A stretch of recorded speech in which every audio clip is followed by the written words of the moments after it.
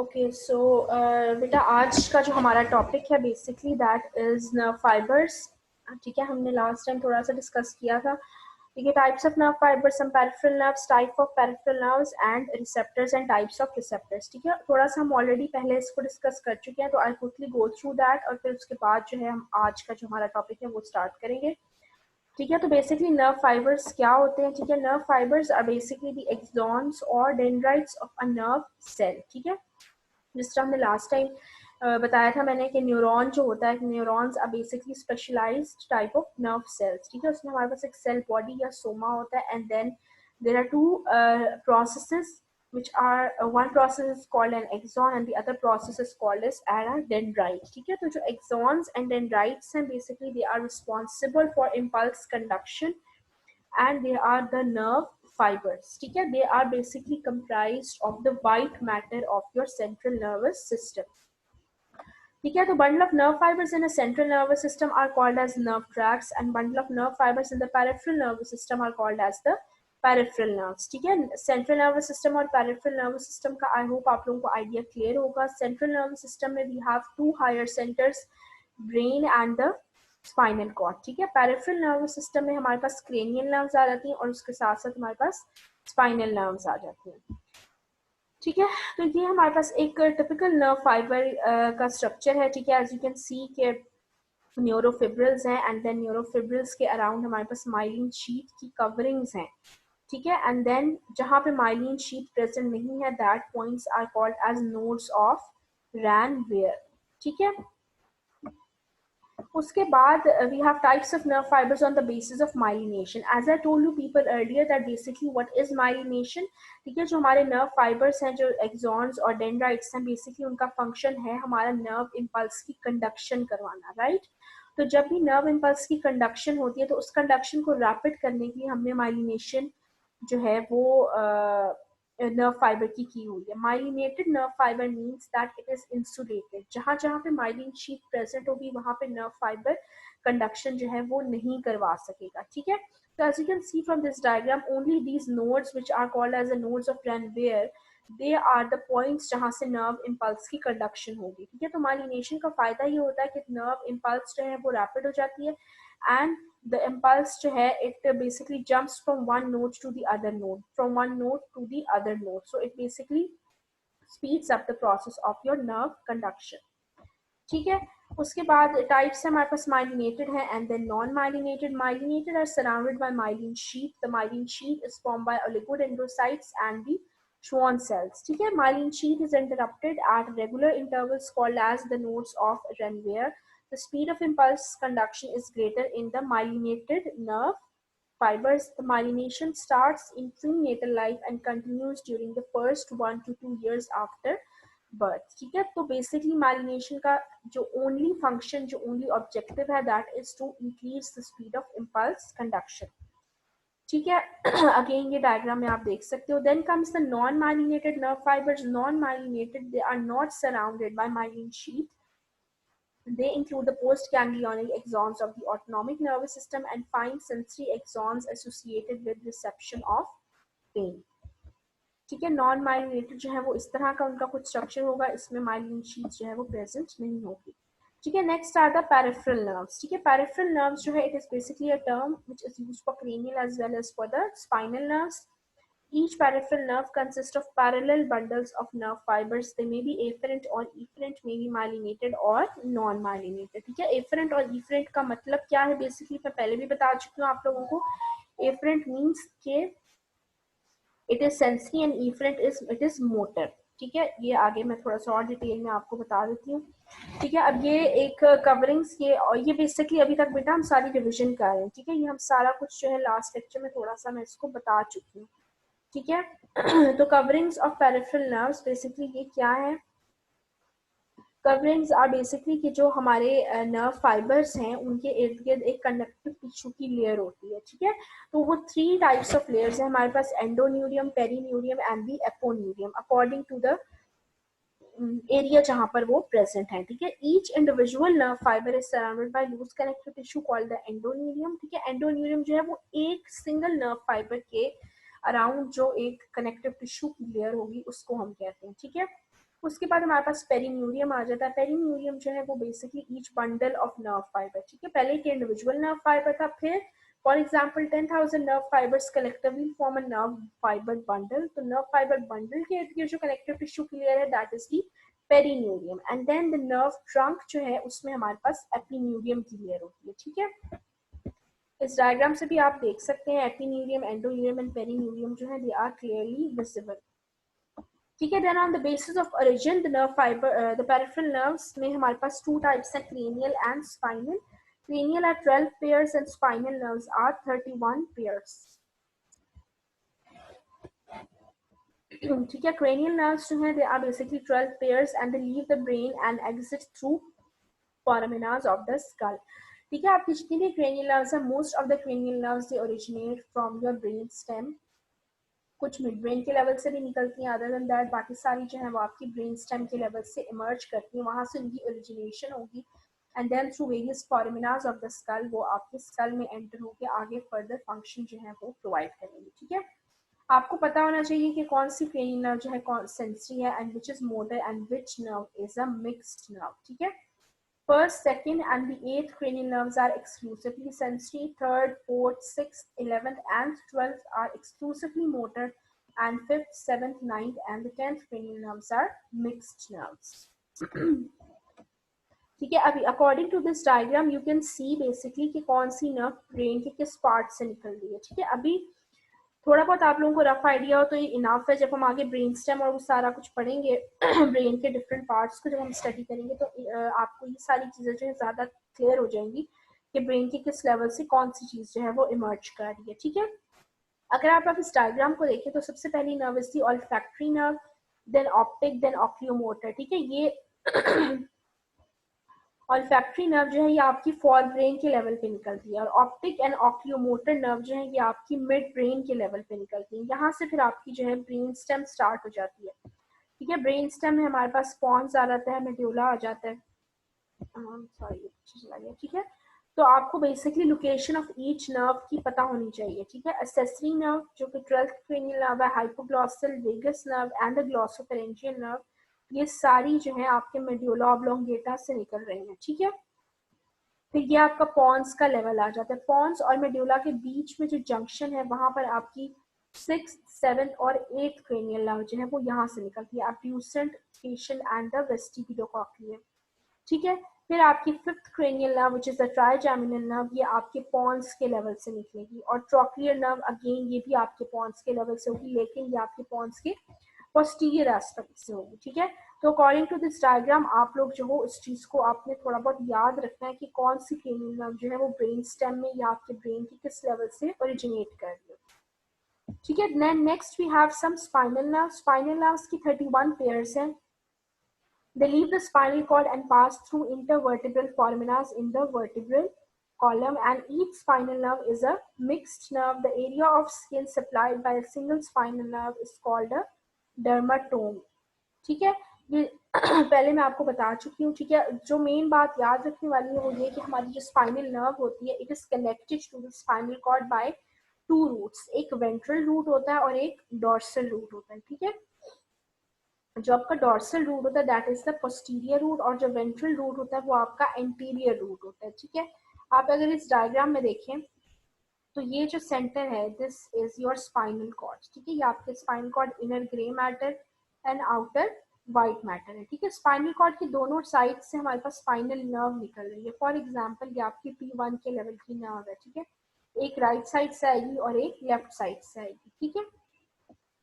फिर हर spinal cord spinal nerve के दो हमारे पास रूट्स होंगे, एक वेंट्रल रूट होगा और एक डॉर्सल रूट होगा, ठीक है। डॉर्सल जो होता है वो हमेशा पोस्टीरियर रूट को कहते हैं और जो वेंट्रल होता है वो हमेशा एंटीरियर रूट को हम कहते हैं, ठीक है। नेक्स्ट पे हमने डर्माटोम्स की बात की थी। डर्माटोम्स बेसिकली वो पॉइंट होते हैं जहाँ पर एरिया ऑफ स्किन जो है वो किसी एक सिंगल स्पाइनल नर्व से सप्लाई दे रही होती है, ठीक है। अब हम एंटीरियर रूट की सबसे पहले बात करते हैं। एंटीरियर या वेंट्रल रूट जो होता है it is always motor root. Motor root का मतलब ये कि ये हमेशा आपके इफेक्टेड ऑर्गन की तरफ जा रहा होगा, ठीक है। It will consist of nerve fibres which are carrying nerve impulses away from the central nervous system, ठीक है। जब भी हमें कोई मोटर एक्ट करवाना है, किसी भी इफेक्टेड ऑर्गन में जाके हमने नर्व कंडक्शन करवानी है, तो वो हमेशा आपके थ्रू योर एंटीरियर या वेंट्रल रूट से जाएगी। ठीक है, नेक्स्ट जो आपका पोस्टीरियर डोर्सल रूट होता है, it is always a sensory root, और हम इसको एफरेंट रूट भी कहते हैं। ठीक है, it consist of nerve fibres which carry nerve impulse towards the central nervous system. मतलब कोई भी सेंसेशन आपको जो फील होगी आपके स्पाइनल कॉर्ड के लेवल पे, वो हमेशा आपको पोस्टीरियर डोर्सल रूट से जो है वो सेंसेशंस फील होंगी, and then through your anterior ventral root उस सेंसेशंस के अकॉर्डिंगली आप फिर एक्ट करेंगे। ठीक है, देन अकॉर्डिंग देन हमारे पास अभी तक हमारे पास क्रेनियल और स्पाइनल नर्व्स की थी according to the peripheral nervous system की हम बात कर रहे थे। अब हम बात करेंगे नर्व फाइबर की types on the basis of their speed of conduction and there size. ठीक है, उसके हिसाब से हमारे पास तीन तरह के फाइबर्स होते हैं, A B and C fibres. सबसे पहले फाइबर्स जो हमारे पास हैं, they are the A fibres. ठीक है, A fibres they are the fastest and the largest fibre, largest in terms of their size. ठीक है, सबसे बिगेस्ट साइज है, they are myelinated and they are again further subdivided into alpha, beta, gamma and delta. ठीक है, अब ये basically आपको इनकी क्लासिफिकेशन जो है पता होनी चाहिए। ठीक है, इनकी फर्दर जो आगे क्लासिफिकेशन है वो भी आपको एमसीक्यू पॉइंट ऑफ व्यू से ये चीजें इंपॉर्टेंट है। ठीक है, जो अल्फा फाइबर्स हैं, they are motor fibres and they innovate your sense skeletal muscles. Beta fibres are sensory and they are responsible for touch, pressure and vibration sensations. ठीक है, then we have gamma fibers, they are sensory, again they are sensory fibers and they provide sensations to the muscle spindles. ठीक है, delta fibres they are sensory but they produce sharp and localised pain, touch and pressure. ठीक है, जो beta है वो आपके touch, pressure और vibration को करेंगे, लेकिन जो लोकलाइज्ड पेन के फाइबर्स हैं, they are the delta fibres. Next are the B fibers, they are myelinated and motor fibers. C fibers are the smallest and the slowest fibers, they are non-myelinated, sensory and diffuse और deep pain को करते हैं regulate temperature and post ganglionic autonomic system में। ठीक है, तो जो आपके यहाँ पर हमने अभी ए फाइबर्स का पढ़ा है, ठीक है, ए फाइबर्स में जो डेल्टा फाइबर्स हैं, they are responsible for sharp and localised pain, लेकिन जो सी फाइबर्स होते हैं स्लोएस्ट फाइबर होते हैं और बहुत ज्यादा डिफ्यूज और डीप जो पेन होती है वो थ्रू सी फाइबर्स होती है, और सी फाइबर्स को अक्सर हम पेन फाइबर्स भी कहते हैं। ठीक है, जो बहुत ज्यादा एकिंग पेन होती है वो आपके सी फाइबर्स से आपको फील होगी। जो आपके ए फाइबर्स के डेल्टा फाइबर्स है, फॉर एग्जांपल आपको कोई नीडल लगी है तो वो एक शार्प और लोकलाइज्ड पेन होगी। ठीक है, तो that sharp and localised pain will be conducted through your A delta fibres. लेकिन फॉर एग्जांपल पेशेंट को मायोकार्डियल इंफार्क्शन हो रही है, कोई हार्ट अटैक हो रही है, अनस्टेबल एंजाइना है, तो पेशेंट को डिफ्यूज्ड और डीप और एकिंग पेन होगी, तो that will be transmitted through your C fibres.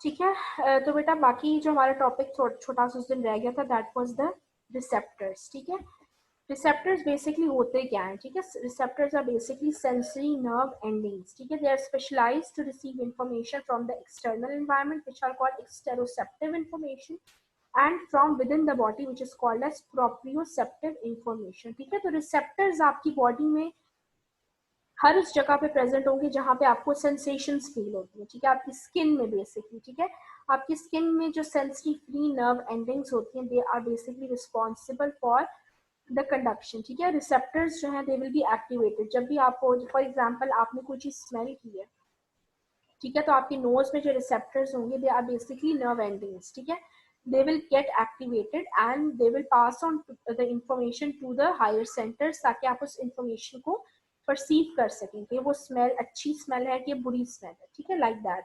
तो एक्सटेरोसेप्टिव इंफॉर्मेशन वो होती है जो कि आपको एक्सटर्नल एनवायरनमेंट से मिली है, एंड जो आपको within the body information मिली है, that is the proprioceptive information. ठीक है, now according to their function we have these types of receptors, mechanoreceptors, thermoreceptors, nociceptors, electromagnetic receptors and chemoreceptors. ठीक है, ये सारी टाइप्स, ये सब चीजें जो हैं आपके एससीक्यू पॉइंट ऑफ व्यू से इंपॉर्टेंट है। ठीक है, यू पीपल हैव टू, आपको मेमोराइज करनी है ये सब चीज़ें और ये आपको एमसीक्यू में आ सकता है। ठीक है, मैकेनो रिसेप्टर्स जो होते हैं they respond to mechanical deformation. आप ऐसे कहो, ठीक है, mechanoreceptors respond to mechanical deformation and they are specialized to receive the sensations of touch, pressure, vibration, hearing and proprioception। ठीक है, आपको अब इसके नाम से भी पता लग रहा होगा mechanoreceptors जो है जब भी कोई mechanical deformation होगी तभी आपको तभी ये रिसेप्टर्स जो है दे विल बी एक्टिवेटेड और आगे फर्दर जो है ये अपनी इंफॉर्मेशन फर्दर प्रोसेस करेंगे। ठीक है, अब जो मैकेनो रिसेप्टर्स हैं उनमें हमारे पास ये सारे रिसेप्टर्स आ जाते हैं, Pacinian corpuscle, Meissner's corpuscle, Krause corpuscle, Ruffini's corpuscle and the Merkel disc. ठीक है, इनका फंक्शन जो है वो डिफरेंट है। पैसिनियन जो है वो बेसिकली वाइब्रेशन और प्रेशर को डिटेक्ट करेगा, मीसनर कॉर्पसल हैवी प्रेशर को डिटेक्ट करेगा, क्रॉस जो है वो कोल्ड रिसेप्टर है, रफिनीस स्किन स्ट्रेच रिसेप्टर या फिर हीट रिसेप्टर, मार्कर डिस्क जो है लाइट टच प्रेशर। ठीक है, तो basically according to the intensity of the mechanical pressure जो है ये डिफरेंट जो है कॉर्पसेस जो है ये एक्ट करते हैं। ठीक है, अगर आप इस डायग्राम में देखें तो ये बेसिकली आपकी स्किन की डायग्राम है। ठीक है, सबसे ऊपर जो है आपकी स्किन की लेयर है, then the epidermis, then the dermis. ठीक है, तो बेसिकली डर्मिस जो होती है आपकी कनेक्टिव टिश्यू होती है। ठीक है, कनेक्टिव टिश्यू में ही आपकी फ्री नर्व एंडिंग्स जो है वो प्रेजेंट होती हैं, राइट। तो अब ये जितने भी कॉर्पसल्स हैं दे आर द रिसेप्टर्स जो कि आपके डर्मिस की जो लेयर है स्किन में उसमें प्रेजेंट है। जब भी हैवी प्रेशर आपकी स्किन पे एक्सर्ट होगा तो आपके मीसनर्स कॉर्पसल एक्टिवेट हो जाएंगे। जब भी कोई वाइब्रेशन आपको फील होगी तो वो थ्रू पैसिनियन कॉर्पसल जो है आपको फील होगी। ठीक है, लाइट टच जो है वो आपको थ्रू योर मार्कर डिस्क जो है वो एक्टिवेट होगी। So according to the type of intensity of the touch and the pressure आपके different receptors in the skin will activate और वो फर्दर आपकी इंफॉर्मेशन को प्रोसेस करेंगे। For example heavy pressure detect किया आपके मीसनर कॉर्पसल ने तो फॉरन से that information will be integrated to your higher centres ताकि आप लोग अकॉर्डिंग टू दैट उसको अपने आप जो है उसके अकॉर्डिंगली एक्ट कर सकें। ठीक है, अगर heavy pressure and you have to protect yourself from that pressure तो आप फॉरन से अपना हाथ पीछे कर लेंगे। फॉर एग्जाम्पल अगर हाथ पे हो रही है या जैसे हीट रिसेप्टर्स हैं जो कि रफीनी एंडिंग्स होती हैं, they are basically specialised in detecting heat. ठीक है, तो ऑब्वियसली हीट जो है वो आपके लिए एक डेंजरस चीज हो सकती है। ठीक है, तो Ruffini endings whenever they will be activated आपके जो इफेक्टेड ऑर्गन्स होंगे दे विल बेसिकली आपके स्केलेटल मसल्स पे एक्ट करेंगे ताकि आप फौरन से अपना जो हाथ है या कहीं पे भी जहाँ पे भी एक्टिवेट हुए वो आप पीछे कर लें और हीट जो है वो आपको उसमें कोई आपको डेंजर ना हो उसके लिए। ठीक है, तो बेसिकली रिसेप्टर्स का फंक्शन क्या है that they will respond to any sort of mechanical deformation and then according to that you will act। ठीक है, next we have thermoreceptors। as the name suggests thermoreceptors respond to changes in temperature, some respond to cold and some to heat। ठीक है, ये भी again आपकी free basically आपने ये चीज याद रखनी है कि जितने भी रिसेप्टर्स हैं they are basically free nerve endings. ठीक है, आप इस डायग्राम में भी देख लो, ये सारी डायग्राम में ये आप देख सकते हैं कि ये सारी फ्री नर्व एंडिंग्स हैं with in the connective tissue जो कि किसी भी चेंज को डिटेक्ट करके आगे उसको इम्पल्स को कंडक्ट करवाएंगे। देन नोसिसेप्टर्स को हम पेन रिसेप्टर्स भी कहते हैं because they respond to any stimuli that bring about damage to the tissue. These are the receptors concern with the perception of pain. ठीक है, कहीं पे भी डैमेज होगा, जब भी डैमेज होता है टिश्यू में तो वहां पे इन्फ्लेमेशन होती है या इन्फेक्शन हो गया फॉर एग्जांपल कोई भी ट्रॉमा हुआ है इन्फ्लेमेशन जो है वो स्टार्ट हो जाएगी। जब भी डैमेज होगा इन्फ्लेमेशन के साथ साथ आपको पेन फील होती है तो that is through your nociceptors.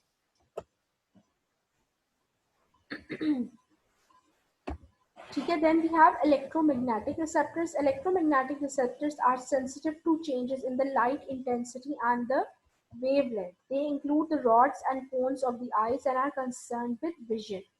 ठीक है, तो अब जो इलेक्ट्रोमैग्नेटिक रिसेप्टर्स है उन्होंने सिर्फ लाइट इंटेंसिटी को ही रेगुलेट पे ही एक्ट करना है, तो ऑब्वियसली लाइट इंटेंसिटी जो है ये सब आपकी विजन से रिलेटेड है। ठीक है, तो ये इलेक्ट्रोमैग्नेटिक रिसेप्टर्स जो है ये सिर्फ और सिर्फ आपकी आईज में प्रेजेंट होंगी, आपकी हाथ की स्किन में या आपकी टांग की स्किन में या बॉडी में और किसी भी एरिया में ये प्रेजेंट नहीं होंगी, बिकॉज विजन का जो फंक्शन है that is only associated with your eyes, right.